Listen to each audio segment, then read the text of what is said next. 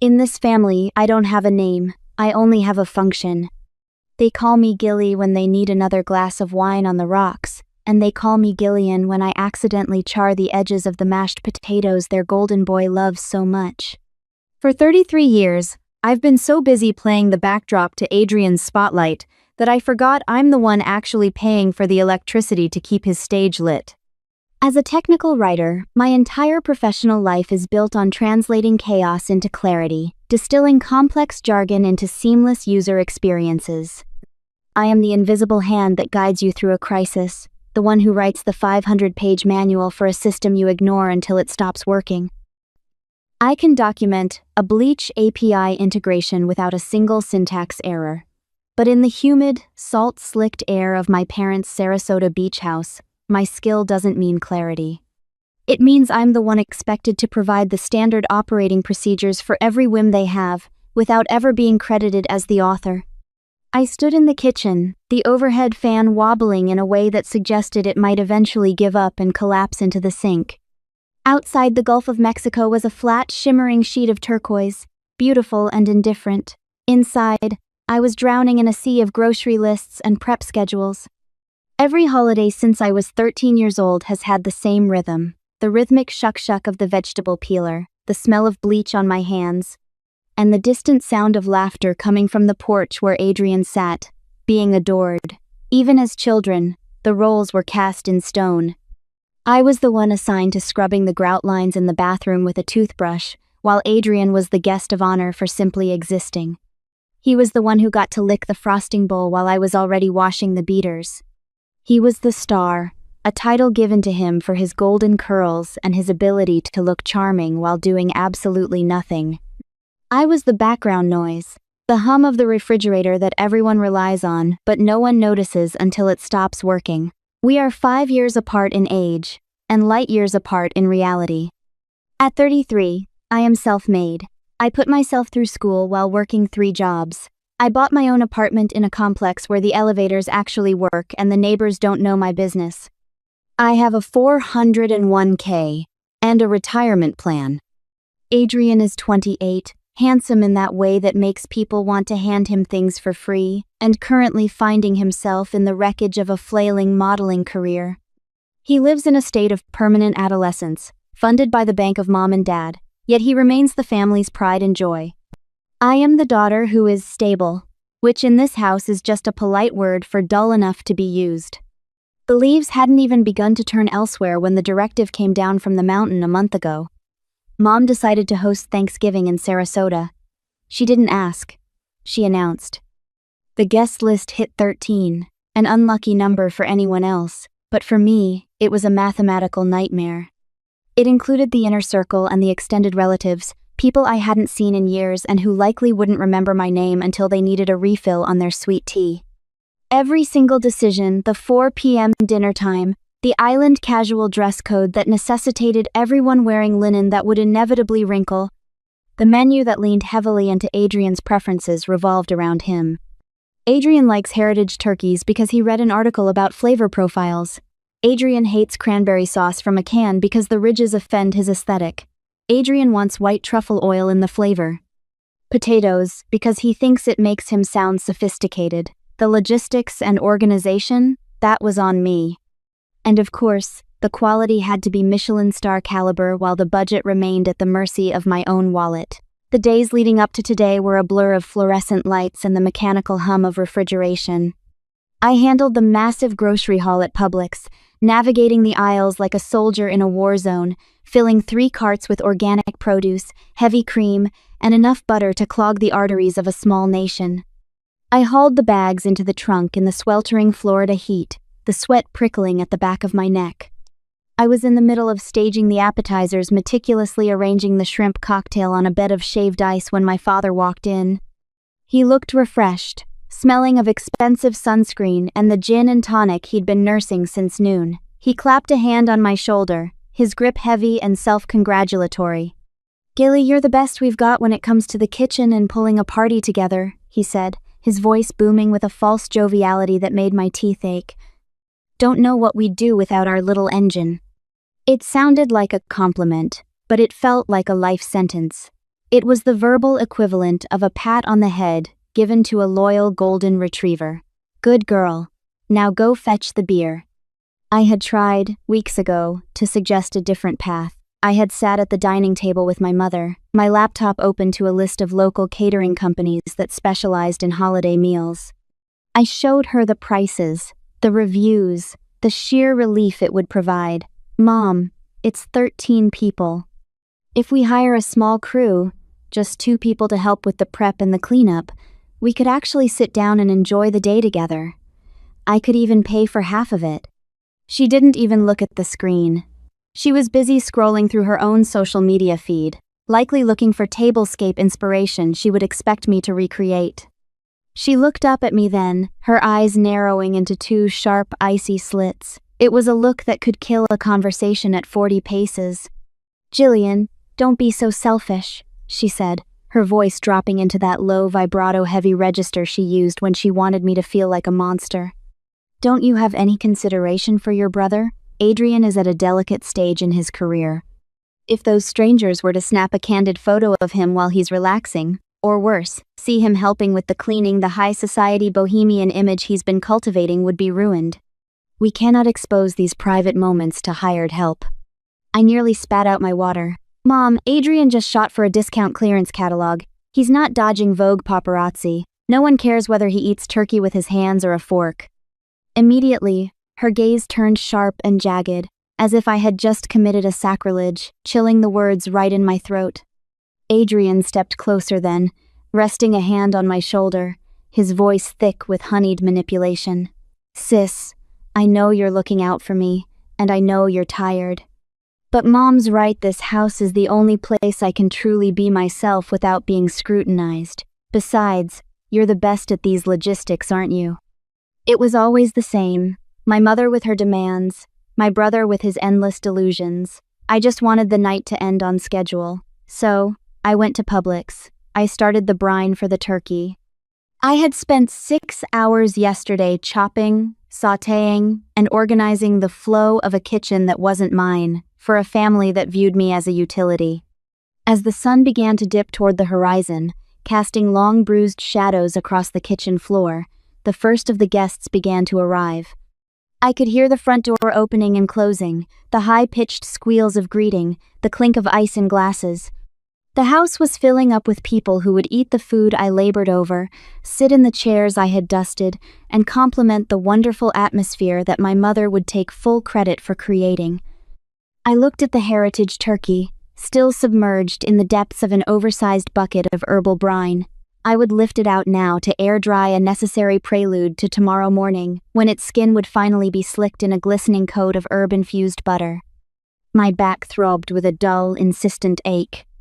I looked at the function I was expected to perform, and for the first time in 33 years, the mask of the reliable daughter felt dangerously close to cracking. "I am the small print in the terms of service, the part everyone agrees to use but no one ever bothers to read until they want to sue you for everything you're worth." Thanksgiving Day didn't arrive with a sunrise. It arrived with the sound of a doorbell that felt like a localized earthquake. By 10 in the morning, the Sarasota heat was already beginning to lean against the windows, a heavy, humid hand pressing against the glass, but inside, the air conditioning was cranked down to a crisp, artificial 68 degrees. It was the kind of cold that didn't feel fresh. It felt expensive and stagnant. I had been awake since 5, moving through the kitchen with the mechanical precision of a clockwork doll. My apron was already smeared with a streak of flour, and my hair, which I'd tried to style into something festive, was beginning to succumb to the steam rising from the industrial-sized pots on the stove. The house filled up quickly. The silence of the morning was replaced by the cacophony of holiday cheer, the sharp clink of ice and crystal, the rustle of silk and linen, and the performative laughter that always precedes a family meal. Everyone showed up in high spirits, their faces glowing with the ease of people who have spent their morning relaxing, completely oblivious to the fact that the floor they were walking on had been scrubbed by my hands only hours before. Aunt Madison was among the first to corner me. She was draped in a flowery caftan, smelling of expensive lilies and gin.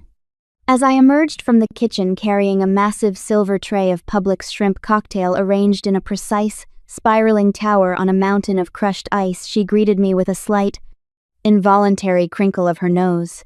"Oh, Jillian, honey," she remarked, her smile tight and pitying. She leaned in, not to hug me, but to inspect the tray. "You smell just like a clove of garlic butter. It's so earthy, so industrious of you to handle all this yourself." I managed a tight nod, the muscles in my neck feeling like overwound wires. Industrious, a word for ants and pack mules. I set the tray down on the sideboard, the ice shifting with the soft, sliding sound. I wanted to tell her that the earthy scent was the result of 3 pounds of hand-peeled garlic for the herb butter, a task that had left my cuticles raw, but she had already turned away to find Adrian. Adrian was, predictably, the sun around which the entire room orbited. He was wearing a cream-colored cashmere sweater entirely too heavy for Florida, but perfect for the fall-in-the-Hamptons look he was cultivating. He stood in the center of the living room, holding a glass of sparkling cider like it was a scepter, regaling a group of cousins with stories of a photo shoot he'd done in a warehouse in Brooklyn. "All right, everyone, photo time," Mom chirped, clapping her hands. She was in full director mode, her eyes darting around to ensure the lighting was hitting the sofa just right.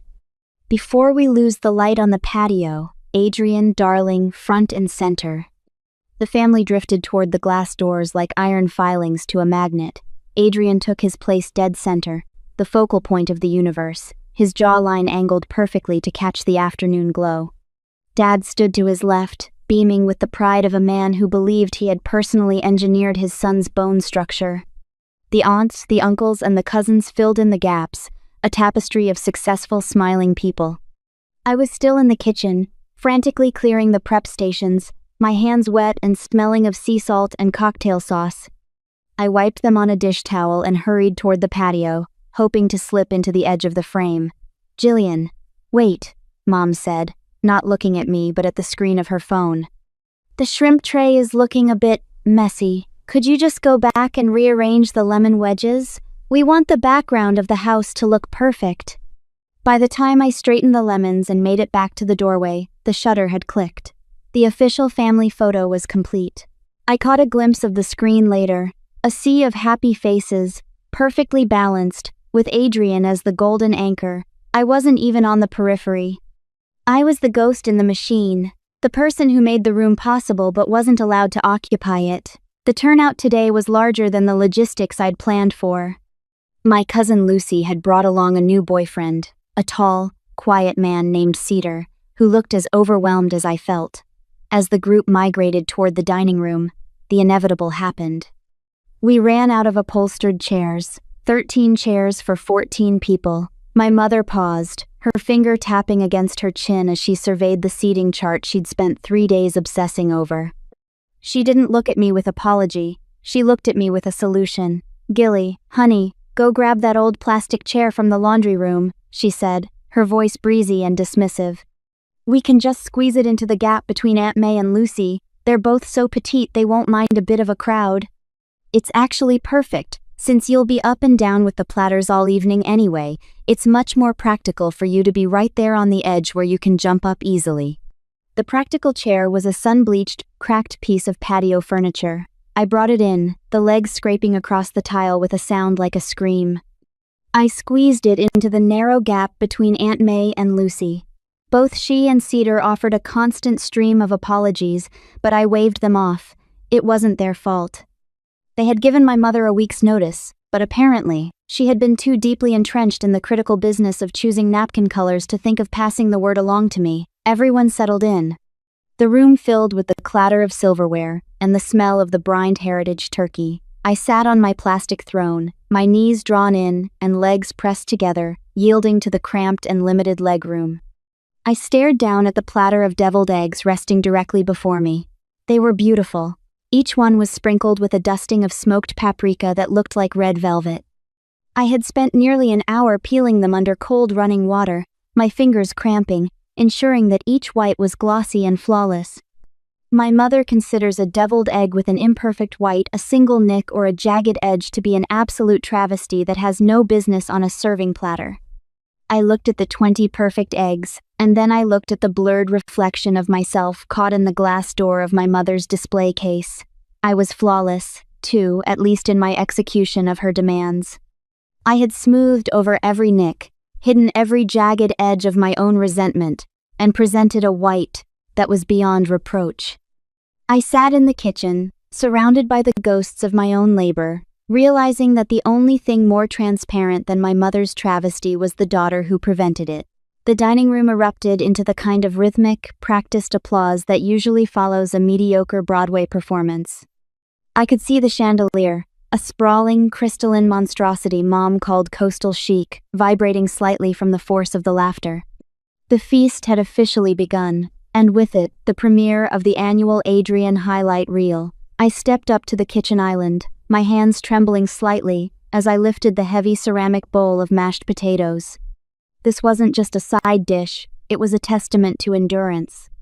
I had whipped these potatoes to my mother's exact standards of fluffiness, a texture she once described as the physical embodiment of a summer cloud. To achieve it, I'd had to pass the hot tubers through a ricer twice, then beat them by hand with a wooden spoon until my bicep felt like it was being scorched by a blowtorch, and then Mom's voice trilled, rising above the clink of silverware like a flute in a high-wind storm. The agent looked at him and said, "Adrian, you don't just wear the clothes. You make the clothes want to be worn. Can you imagine?" A chorus of hollow, polite oohs and ahs followed. I knew the contract she was referring to. It was a one-day shoot for a mid-tier regional catalog, a gig that paid $3,000 before taxes and agency fees. It was the only work Adrian had landed in 4 months, a pittance that wouldn't even cover the rent on his trendy apartment, let alone his taste for artisanal espresso. But in the vacuum of this dining room, under the warm glow of Mom's approval, it was treated like he'd just signed a multi-picture deal with a major studio. $3,000 for a single afternoon, Aunt Madison marveled. I always said those cheekbones were a genetic miracle, but who knew they were such a lucrative investment? Adrian's laugh was soft, effortless, and entirely unearned. It's just about the craft, Madison. Finding the right light, you know? I entered the room then, the mashed potatoes heavy in my arms. The heat from the bowl seeped through my oven mitts, stinging my palms. No one looked up. I was a ghost in a technical writer's skin, a silent provider of the user manual for their celebration.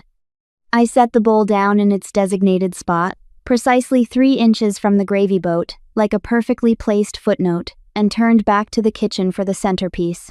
The heritage turkey was a beast.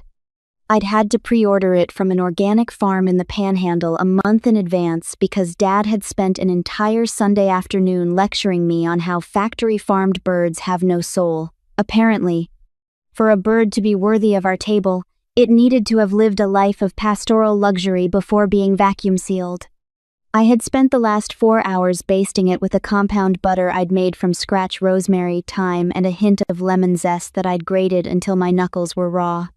As I struggled to lift the roasting pan, the weight of the 20-pound bird strained the tendons in my wrists. I moved slowly, my breath shallow, centering my gravity as I navigated the narrow passage between the kitchen island and the dining room door. "I tell you," Dad started, his voice booming with the confidence of a man who has never been told to lower it. "It's all in the delivery, like that one about the golfer and the priest."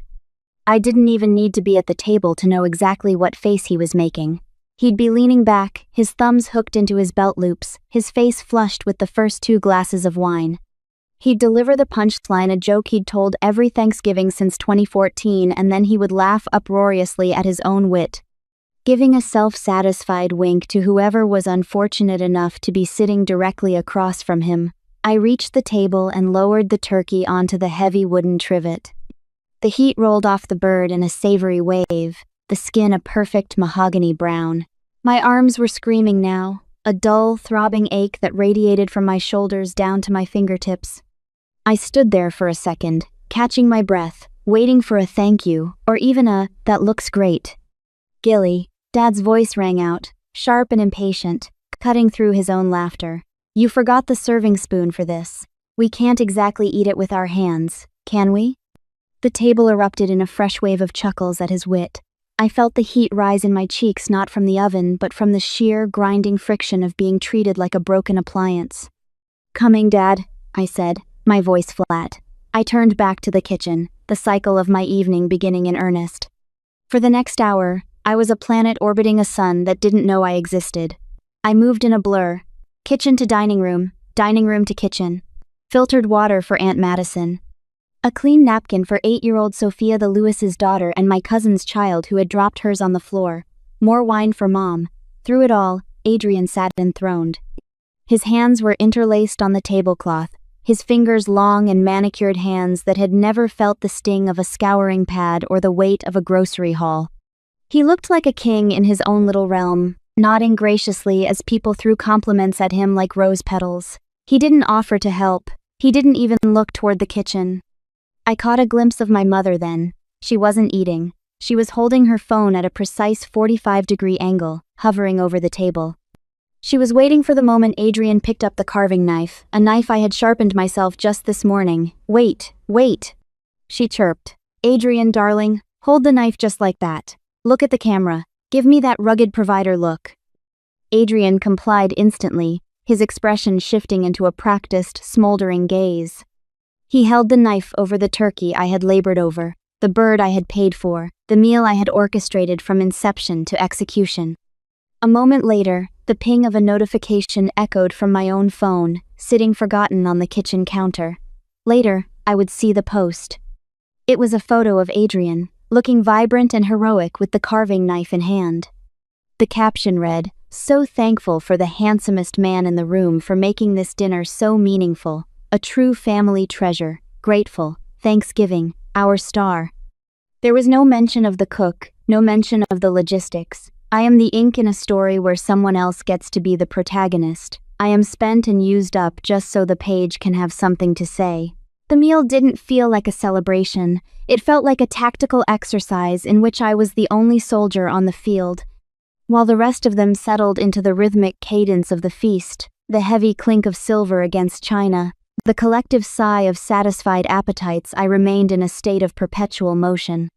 It started with the salt, then it was a request for filtered water, then a clean napkin to replace one that had succumbed to a gravy spill. People didn't even look up when they asked. It was a reflex, a pure habit born of 3 decades of "Gilly will get it." I was a vending machine that operated on vocal commands. My hands were so busy running these micro-errands, weaving between the tightly packed chairs, reaching over shoulders, dodging gesticulating hands that I couldn't even get a fork to my own mouth. I looked down at my plate during a rare 3-second window of stillness. It was a beautiful spread, a curated museum of my own labor. But the Brind Heritage turkey was no longer glistening. The herb butter had begun to congeal into a dull, opaque film. The potatoes, once a summer cloud, were now a cold, dense mass of starch. My food was stone cold, a silent reproach to the time I'd spent making sure everyone else's was served at the perfect temperature. "Gilly?" Lucy said, her voice cutting through the fog of Adrian's latest anecdote about a casting director. She was the only one who had actually stopped eating to look at me. "Gilly, for heaven's sake, let me help you for a second. Sit down and eat your dinner. You haven't taken a single bite." The table went quiet for a heartbeat. I felt a flicker of something, gratitude, perhaps, or the dangerous sting of being truly seen. I moved toward my plastic chair, my hand reaching for my fork on the counter. "Oh, don't worry about it, Lucy." Mom cut in, her voice breezy and sharp as a razor's edge. She didn't even look away from her wine glass. "Gilly's used to it. She actually loves taking care of everyone. She's like her grandmother. She doesn't feel like the meal has started until everyone else is happy." The sympathetic look Lucy gave me, a wince of shared realization, was the only thing that confirmed I wasn't the crazy one in the room. It was the "she loves it" narrative, the ultimate weapon of the domestic tyrant. If my labor was a choice born of passion, then their exploitation was merely a form of indulgence. I didn't even want the heavy stuff anymore. The turkey and the potatoes felt like lead in the presence of my mother's casual dismissal. I just wanted a serving of the roasted Brussels sprouts. I'd prepared them exactly how I like them, charred just enough to be nutty, tossed with thick-cut bacon and a glaze of dark maple syrup. They were the one thing on the menu I'd made for myself. I reached for the serving dish. My heart sank. The ceramic was streaked with amber syrup and rendered bacon fat. All that remained were a few charred, lonely crumbs and a single wilted leaf. "Oh, they were so good everyone polished them off," Mom chirped, noticing my empty hand. She wiped a corner of her mouth with her silk napkin, looking thoroughly satisfied. "You'll have to make more next time, Gilly. Maybe a double batch?" A lump formed in my throat, thick and jagged, like I'd swallowed a piece of the broken plastic chair I was sitting on. It wasn't just about the sprouts. It was the realization that I could provide everything, and they would leave me with nothing but the grease. The breaking point didn't come with a shout or a grand gesture. It came with a sound. Snap. I looked up. My father was leaning back, his face flushed a deep sunset purple from the wine and the heat of the room. He didn't look at me. He looked toward the kitchen, his arm raised, his fingers executing a sharp, perfunctory snap. "Gilly," he grunted, his eyes fixed on the television in the other room where a football game was muted. "I'm dry. Get me another Bud Light. Make sure it's from the back of the fridge. I need it at that specific sub-zero temperature, pulled one at a time. Maximum refreshment, you know." The snap echoed in the quiet of the room. It was the sound of a master calling a hound. It was the sound of 33 years of Gilly being told exactly where her value ended. I looked at his expectant face, at Adrian's bored profile, at my mother's satisfied smile. I looked at the charred crumbs on the platter. And for the first time in my life, I felt the cold, clear weight of the sub-zero refreshment my father so desperately craved. I stood up. I didn't say a word. I simply smoothed my apron and walked into the kitchen, the sound of the plastic chair legs dragging across the floor serving as my only exit music.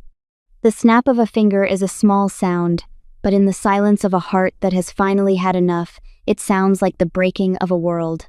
I stood in front of the open refrigerator, the cold air rolling out in a pale, ghostly fog that swirled around my ankles.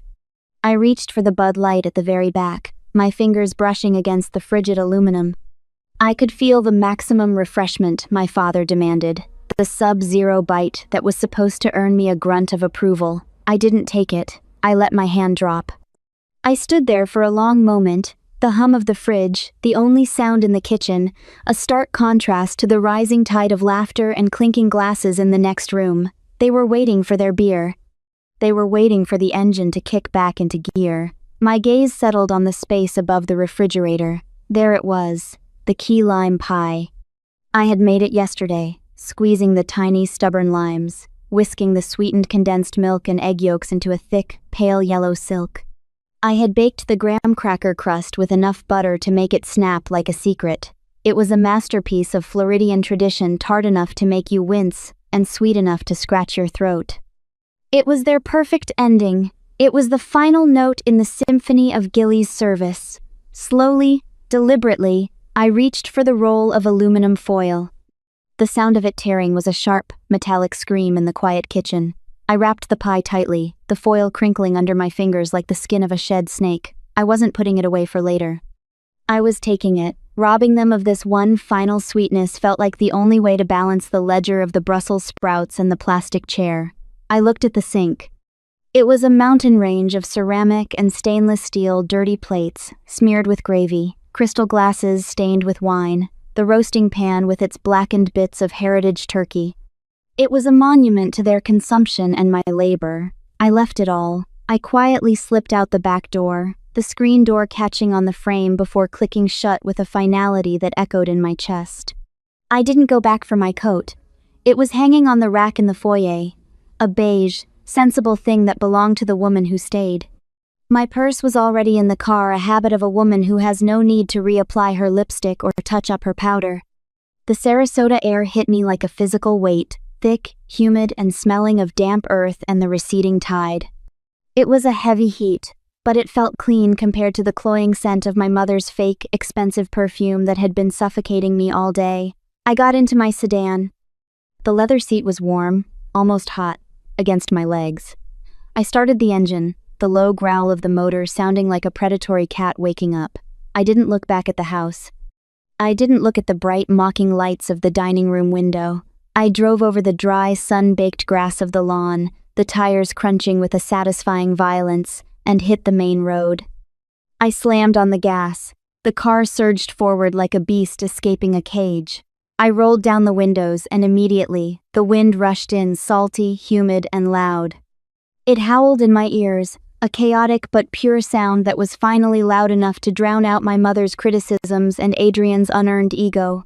I took a deep breath, a real one, deep into my lungs. No more roasted turkey, no more of the passive-aggressive silence that passed for conversation. There was only the pungent, wild scent of the Gulf and the smell of burning rubber on asphalt as I pushed the car faster. The wind whipped my hair across my face, stinging my eyes, but I didn't slow down. It felt exhilarating, as if the sheer force of the air were peeling away the skin of Gilly the servant, the backdrop, to reveal the real Gillian underneath. I started to laugh. It was a raw, raspy sound rising up from my throat to compete with the roar of the wind and the dark, blurred silhouettes of the palms lining the road. The road stretched out before me, a black ribbon cutting through the Florida night. Behind me, the holiday house was shrinking into a tiny, insignificant dot of light in the rearview mirror. I was no longer the one paying for the electricity to keep their stage lit. The road doesn't ask for a function, it only asks for a direction, and for once I am the only one behind the wheel. The highway eventually surrendered its emptiness to the garish yellow and blocky black beacon of the Waffle House sign. It stood against the deep Florida night, a promise of late-night calories and unvarnished reality. The moment I shoved the heavy glass door open, the refined, stagnant air conditioning of the Sarasota house was obliterated by a direct, unapologetic assault of scents. Old grease, burnt coffee, a hint of cigarette smoke clinging to someone's jacket, and that sharp, industrial tang of blue cleaner. The lighting was merciless. Harsh fluorescent tubes humming above cast everything in a stark, sickly glare, highlighting every spill on the worn Formica counter and the exhaustion etched on the few faces present. It was the antithesis of my mother's island casual aesthetic. There were no soft filters here, no strategically placed tea lights. This was a place for people who were done performing. Barb, a waitress whose name tag was pinned crookedly on her grease-stained apron, looked up from filling ketchup bottles. She didn't smile, nor did she ask why a woman in a nice silk blouse was entering a diner alone at midnight on Thanksgiving holding a foil-wrapped pie like a stolen treasure. She just nodded a simple acknowledgement that another human soul had crossed her threshold. I took a seat at the empty counter, avoiding a sticky spot near the napkin dispenser. The sudden test of bacon hitting the flat-top grill and the clatter of heavy ceramic plates filled the space, a productive, noisy contrast to the passive-aggressive silence I had left behind. "What can I getcha, sugar?" Barb asked, her voice like gravel over velvet. I didn't have to think. The words were already waiting behind my teeth.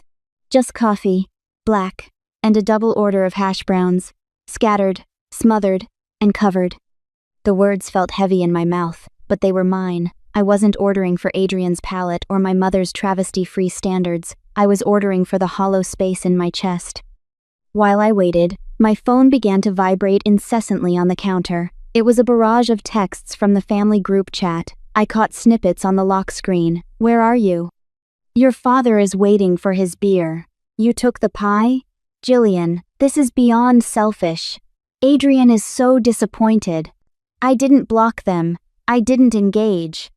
I just gently toggled the notifications to silent. The screen went dark, and for the first time in my life, the weight of their expectations felt like a lead coat I had finally stepped out of. When Barb returned with the coffee, I reached for the key lime pie. I unwrapped the foil, the tart, citrusy scent cutting through the grease of the diner. "I made this," I said, sliding the pie toward her. "It's too much for one person. Could you share it with everyone here? It's Thanksgiving after all."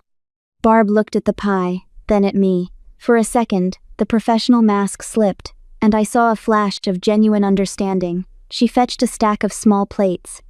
I watched as she served slices to the trucker at the end of the counter, the young couple in the corner booth who looked like they were running away from something too, and the cook who was scraping the grill.